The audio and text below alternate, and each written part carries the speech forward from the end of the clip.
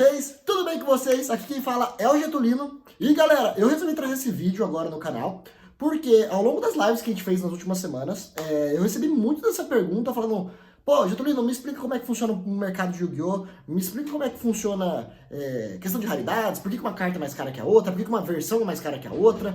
Então eu resolvi trazer um vídeo que vai ser um resumão de como é que funciona o mercado de Yu-Gi-Oh! Se eu vou falar de tudo do mercado de Yu-Gi-Oh! Eu vou passar horas aqui. Então eu vou começar a dar essa introdução de como é que funciona o mercado. E caso o feedback seja bom, eu posso trazer mais vídeos. Então vamos lá. Primeiro, vamos imaginar o mercado de Yu-Gi-Oh! Basicamente como uma pirâmide. No topo da pirâmide a gente tem nada mais nada menos que a Konami. A Konami, que é a produtora do Yu-Gi-Oh!, quem desenvolveu o Yu-Gi-Oh!, quem imprime as cartas de Yu-Gi-Oh! Então a Konami talvez seja o ponto principal da pirâmide, que é responsável por confeccionar as cartas, por dar validade às cartas e tudo mais.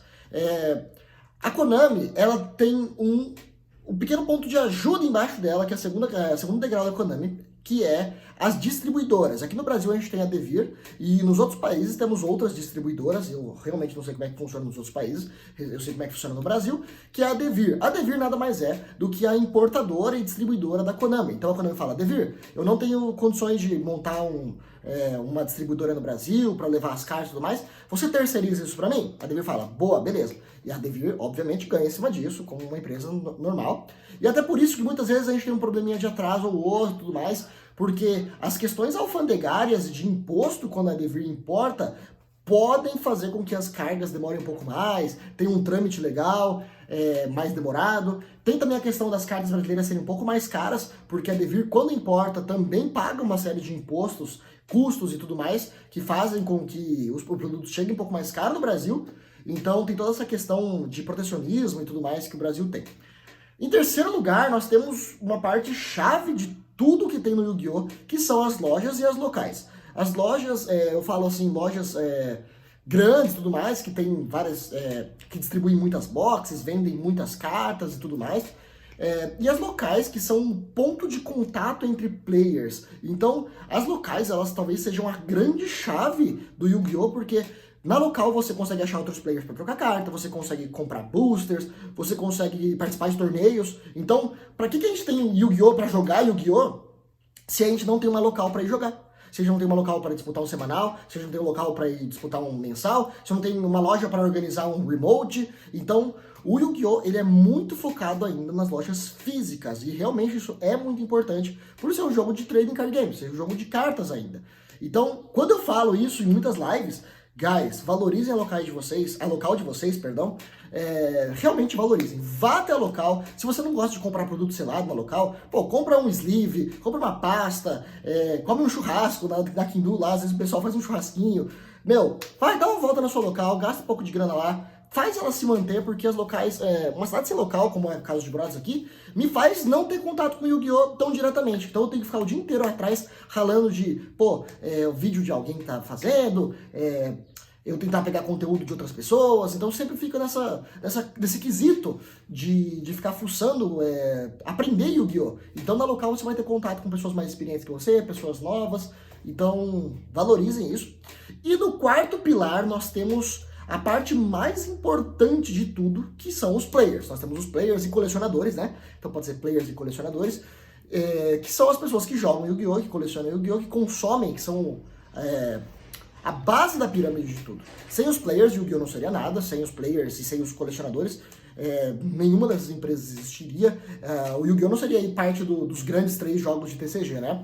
Então os players são muito importantes, e nós temos hoje um pequeno percentual dentro dos players, que somos nós, que a gente carinhosamente chama de dealers, né? Que são as pessoas que negociam cartas avulsas e que tentam viver disso e tudo mais. Eu, Gui, Thiago, DK, muita gente que tenta viver desse ramo, né? De pegar cartas e vender para outras pessoas, de comprar coleções ao invés de comprar boxes e vender para outras pessoas. E muitas vezes as pessoas não entendem qual é a importância disso para o mercado. Então eu vou tentar explicar isso para vocês. O que são os dealers? Os dealers são as pessoas que pegam coleções e vendem. Então a gente compra, a pessoa tem uma coleção de 5 mil, a gente avalia ela, fala assim, ó, realmente ela vale 5 mil, só que nós vamos pegar e vamos comprar ela de você a 3 mil e ganhar em cima disso. A gente é sempre muito transparente, pelo menos eu sou muito transparente no que eu faço. E aí, quando eu pego essa coleção, eu dou liquidez pro mercado. E o que é liquidez? Nada mais é do que grana. Então, o mercado de Yu-Gi-Oh! Ele funciona da seguinte maneira. A Konami produz a box vai para as lojas através da Devir, então a Konami ganha um tanto, a Devir ganha um tanto, as lojas vendem para os players, então ela ganha um tanto, e os players, eles podem comercializar entre si, mas muitas vezes as lojas que são um grau acima, elas não compram as cartas de volta. Elas não têm interesse, às vezes elas oferecem muito mais barato, porque elas já têm esse material muito barato, e vem aqui essa classe crescente, que são os dealers, que somos nós, que chegamos para você e falamos, vamos comprar sua coleção e a gente vai te oferecer tanto. E essa é a importância do mercado, nós damos liquidez ao mercado. Tem muita gente que tem muita carta que não usa. Logo, nós pegamos isso e montamos nossas pastas na MyP, vendemos nos grupos de WhatsApp, vendemos no Facebook e assim vai. Então, tentando dar um pouquinho de claridade para vocês, é mais ou menos assim que funciona o mercado de Yu-Gi-Oh! E agora vou responder aquela pergunta que é tão pertinente, por que algumas cartas são mais caras que as outras, sendo que elas são da mesma arte, mesma raridade? Eu vou tentar explicar para vocês. O mercado de Yu-Gi-Oh! Ele funciona assim como qualquer outro mercado. Ele funciona por oferta e demanda. Basicamente é isso. Você fala, tá bom, Getúlio, beleza. Obrigado pela explicação, hein? Não, guys, vou tentar explicar pra vocês. Lembre-se da carta do Deng Long, guys, que é aquela carta que saiu recentemente da banlist. Então, essa carta não passava de 5, 7, 10 reais. Logo após a banlist, que ele saiu de proibida para passar a carta ser limitada, a carta saiu de 5, 10 reais para quase 100 reais em poucos dias.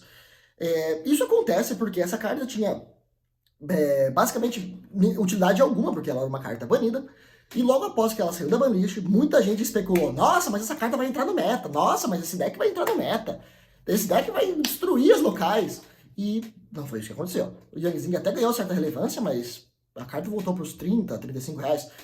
Por que isso aconteceu? Essa carta tinha procura muito baixa, tinha uma procura que lastreava ela entre os vendedores na casa dos 5, 7, 10 reais, e do nada elas somem do mercado, porque jogadores especulam com elas, falam assim, esse deck vai entrar no meta, esse deck vai ser muito bom, vamos comprar, e aí vão e compram da minha loja, compram da loja do Gui, compram da loja de um monte de gente, e essa carta sai de 5, 10 reais para casa de 100 reais, do nada, simplesmente porque muita gente começa a procurar. Esse é o efeito de manada, esse é o efeito de demanda. Logo que essa carta saiu da lista, o preço dela subiu muito, todo mundo que tinha essa carta e que falava, eu acho que esse deck não vai ser tão bom, começava a colocar ela a vender, e aí o preço dela começou a cair, assim como aconteceu com várias outras cartas ao longo do tempo. Então, por exemplo, que outra carta? Change of Heart, aquela carta que é a mudança de coração, né? Ela saiu de R$1, 50 centavos, uma carta de lote, para 15 reais. Porque ela estava banida, ela foi para limitada, todo mundo falou, nossa, essa Change of Heart é muito boa, vamos comprar. E aí ela começou a custar muito caro, e do nada depois ela vai entrando no mercado de novo, e as coisas vão fluindo de novo, e esses efeitos eles vão passando. Esse é o primeiro ponto, o ponto de como a list impacta no valor das cartas, como as cartas banidas são impactadas diretamente, realmente, por decisões arbitrárias da Konami. Ela decide simplesmente, essa carta não faz bem pro jogo, vamos habilitar ela, essa carta não faz bem pro jogo, vamos banir ela. Como, por exemplo, é o caso de cartas que caíram muito de preço, como, sei lá, o Crystron Hawk Fibrax. Ele era uma carta muito boa, o deck, infelizmente, perdeu ele, e ele foi pra zero. A Predaplanta Anaconda era uma carta de 100 reais e foi agora para 15 reais, porque realmente a carta banida não tem mais utilidade para jogadores e tudo mais. E não é uma carta de coleção, então dane-se. Vamos partir agora para o segundo ponto, e um ponto muito perigoso, um ponto que eu tenho que entrar com muita cautela, que são os reprints. Os reprints, guys, e eu tenho uma opinião muito forte sobre isso, que eu sou bem contrário aos reprints, eles são muito tóxicos para a comunidade em certo ponto.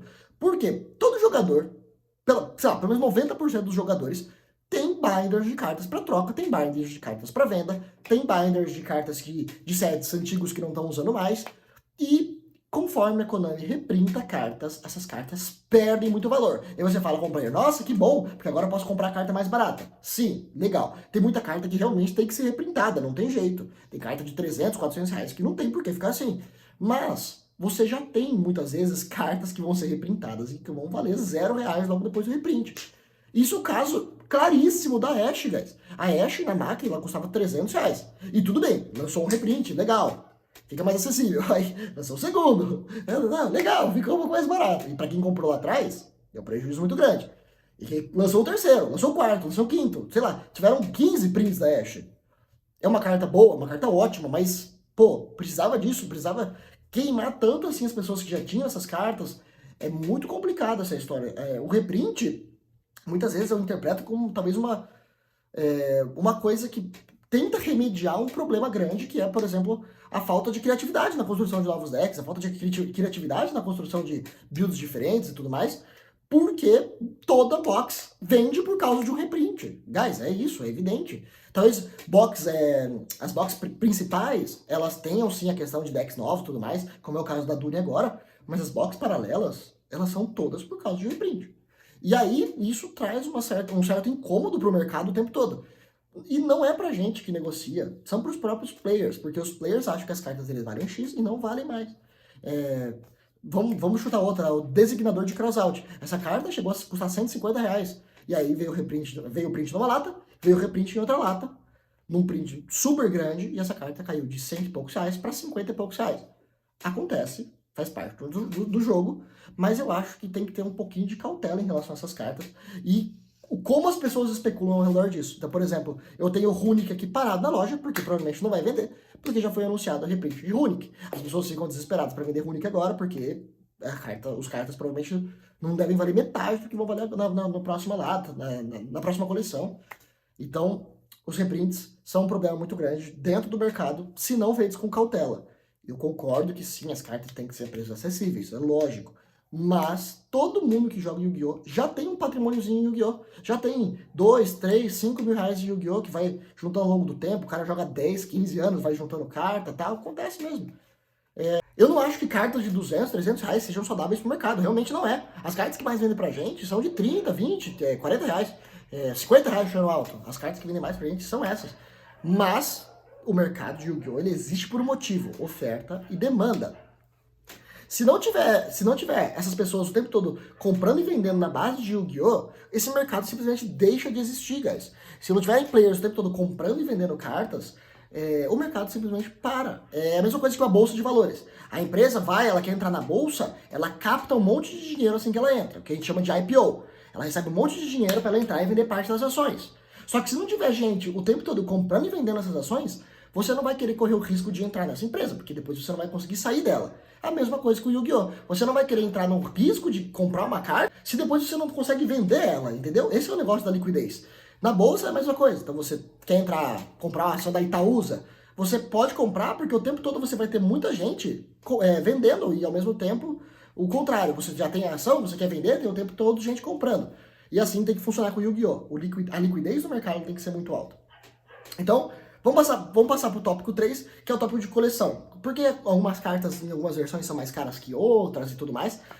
Vamos supor o Blue Eyes, o Dragão Branco de Olhos Azuis, da Lobby e da CT14. A CT14 é a versão da lata, tá, guys? Pra quem não sabe, acho que é a lata de 2016, se eu não me engano, tá? Eu não vou lembrar de cabeça. Como funciona? A da CT14, ele é Secret da mesma arte da Lobby, da Legends of Blue Eyes. Eles são exatamente a mesma arte. E por que o Secret é tão mais barato que o Lobby?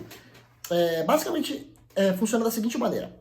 O Secret da CT14, ele vem na lata, ele já era garantido. Então nós temos uma série de prints dele o tempo todo. Nós temos um garantido por lata, então existem muitos dele no mercado, mesmo que muita gente queira.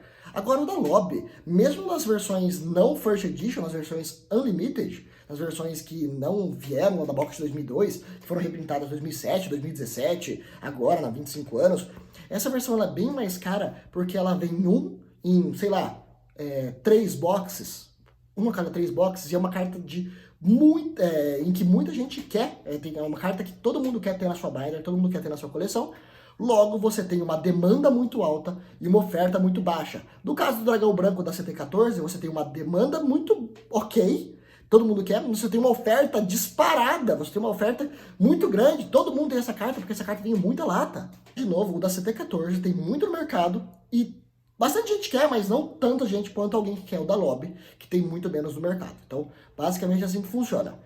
Outros fatores são importantes na carta de coleção? Sim. O primeiro deles é a condição. A carta para ela ter uma liquidez boa, para você conseguir vender para outros colecionadores, ela tem que estar numa boa condição. Então, por isso que a gente sempre preza muito isso dentro das coleções da Yugi Invest. As cartas First Edition, e agora excluindo um pouco o Dragão Branco da Lobby, porque é muito caro, mas assim, as cartas First Edition no geral, elas têm uma limitação de cartas First Edition. Não se pode, a Konami não vai amanhã começar a imprimir mais cartas First Edition.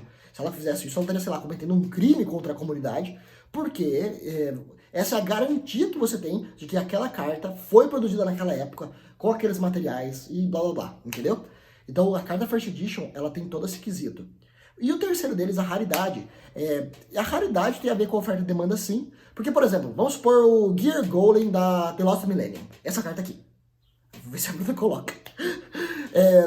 Ele vem na versão Ultra e ele vem na versão Ultimate. Obviamente, a versão Ultimate dele é muito mais cara. Por quê? Primeiro ponto, a oferta dele é bem menor. Tem muito mais do Ultra do que do Ultimate. Mas tem um segundo ponto, que é os colecionadores querem muito mais o Ultimate do que querem o Ultra. Então, isso faz com que o Ultimate valha muito mais que o Ultra. Mas, essa foi esse primeiro bate-papo que a gente teve sobre o mercado de Yu-Gi-Oh! Eu espero que eu esteja ensinando alguma coisa pra vocês. Por fim, só sou eu falando um pouco de groselha aqui, das coisas que pelo menos eu vejo e eu tento assimilar dentro do mercado, tá? Guys, se vocês gostarem disso, deixa o like, se inscreve no canal, vamos tentar bater aí os 500 inscritos o mais rápido possível. Pra gente começar a ganhar relevância e ficar bem massa o canal. E um big beijo pra todo mundo, até o próximo!